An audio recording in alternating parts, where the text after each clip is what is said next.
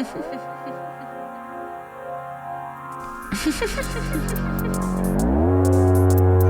quality. I got it. I got this. You got it. You got it. My chart says so. Look at me go. Sun, moon, rising. It's all about timing. It's all about timing. Earthlings. What's it all mean? What's it all mean? Star quality. What's it all mean? What's it all mean? Star quality. Woo. No, dude, really, what does it all mean? Star quality. I got it. You got it. You got it. Star quality. Star quality. What's up, Star Party people? Welcome back to Star Quality. I'm your host, Stevie, and it is our first new moon of 2026. But boy, January. Y'all, I will never underestimate the opposing power of Jupiter ever again. While thinking back on my year-long forecast and talking about how January was, quote, one of the smoother months. And I think astrologers should do this when they're vibe checking, predicting. Here's the thing, and not to make it where, oh, okay, well, this just fits now. But I do think a lot of things moved forward. Were they good? Is the question. And I think that's the part that I try to consider or think about because often, when if an astrologer ever says they're not biased, and, I know some astrologers who won't reveal their own zodiac information because they don't want to appear biased. And it's I get the thought, but also that's impossible. For me, I was born in the late 80s in the United States with certain family members in a certain class system. You know what I mean? It's your experience is going to color your forecasting. Anyways, so I still stand by that. I think January is, quote, a clearer month. Things are very clear. It doesn't mean they're comfortable. And that makes sense too. I think going back to thinking about the sign a planet is in, this past month, we've just had so much Capricorn energy. And this is one of the final shebangs of that Capricorn energy. And Capricorn really is about what works and what doesn't. Oh my God. It was, we had the Venus cazimi and the Mars cazimi, both in Capricorn. Cazimis are combust-tight conjunctions with the sun. So putting into focus our Venus and Mars issues. And I think I know 5 breakups that happened. And yeah, Capricorn's not hear me out. There can be sexy Capricorns, but Capricorn is not a naturally sexy energy.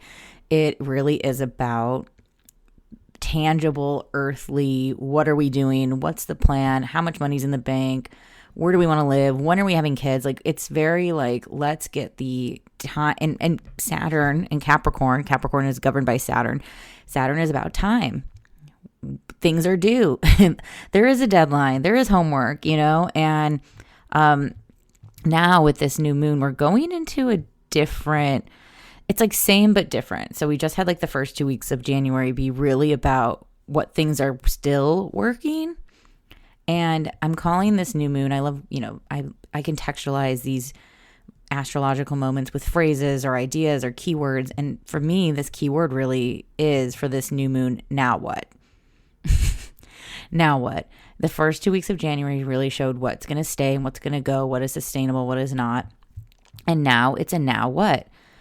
I'll get into it, but a really big shift we have is that Venus has now moved into Aquarius and is with Pluto currently, but we still have a ton of planets in Capricorn. We still have not the exact opposing energy of Jupiter anymore, so things that we felt like we need to still think, believe, maintain are sort of being gently recycled, or composted, or whatever phrasing works for you. But oh my God, wellness check for me. I I'm very blessed to have an office in my living space. I live in a cute little townhouse, and I think, I've had guests here and there over the years. So like the big shining thing when I moved in here before I got married was like, oh my God, I actually have space to host. I come from a couch surfing background, literally couchsurfing.org, before Airbnb ruined everything. I think we'll get back to couchsurfing.org or swapping.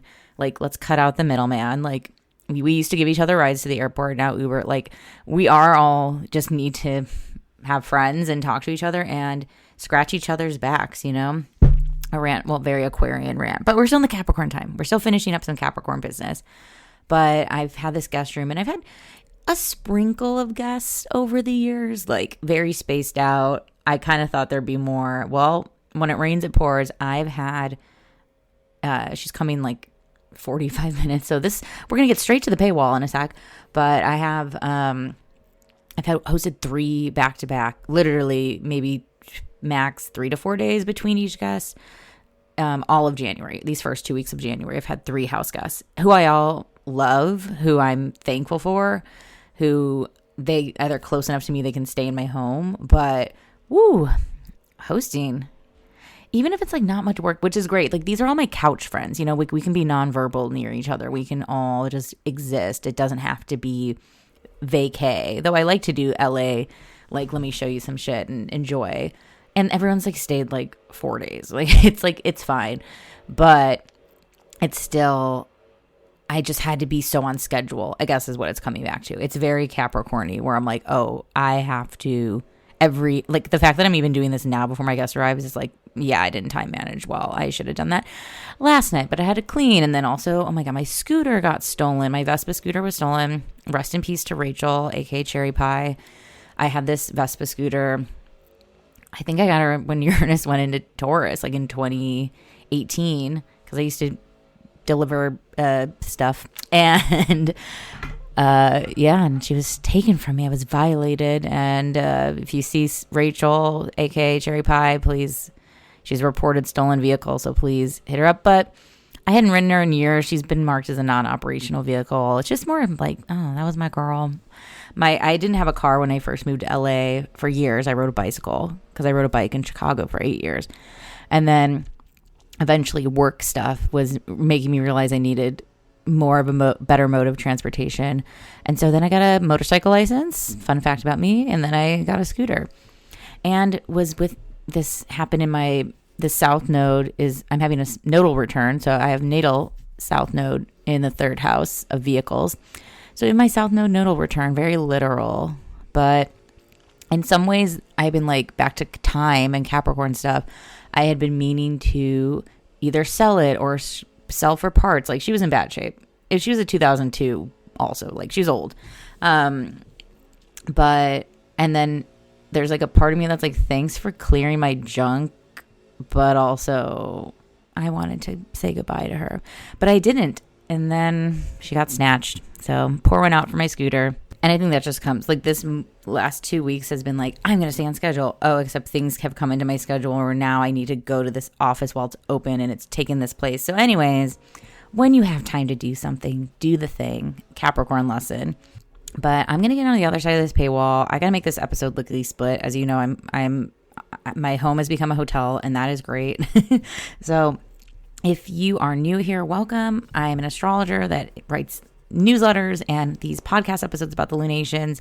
And usually I give a little bit more for free, but we got to get to business Capricorn style. So if you would like to enjoy the remainder of this episode, please upgrade your subscription. It's $7.77 a month after taxes. I basically get like $4 a month for buying me a coffee, even though coffees don't really cost $4 anymore. You can support me and this whole publication. It's an indie run, user supported thing. Maybe, cancel a corporate subscription. That sucks. I just discovered a long-standing corporate subscription that I did not realize I was subscribed to.